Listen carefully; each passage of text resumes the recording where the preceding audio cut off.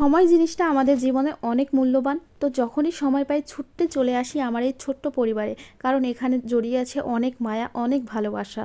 তো মিনি রান্নাঘরটা পরিষ্কার করে চলে এলাম ছাদ বাগিচাতে।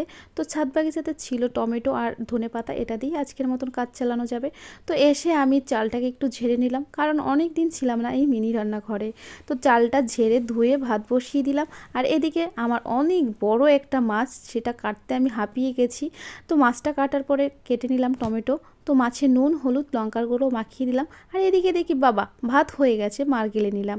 তো আমার এই ছোট্ট রান্নাগুলো করতে বেশ ভালোই লাগে। তো কড়াই বসিয়ে দিলাম, তেল দিয়ে মাছগুলো দিয়ে দিলাম, লাল লাল করে ভেজে নিতে হবে, কারণ আমি এগুলো খাই। তো লাল লাল ভাজা হয়ে গেছে, ফোড়নে দিয়ে দিলাম জিরে, পেঁয়াজ কুচি, টমেটো কুচি দিয়ে ভালো করে কষিয়ে দিয়ে দিলাম একটু নুন, হলুদ, লঙ্কার গুঁড়ো দিয়ে কষিয়ে জল দিয়ে আবার ফুটিয়ে মাছগুলো দিয়ে ধনেপাতা দিয়ে পরিবেশনের জন্য নামিয়ে নিলাম। তো ভাত আর মাছ রেডি। তো চলো খাওয়া যাক, আমি আর আমার বর খেয়ে নিলাম, টাটা।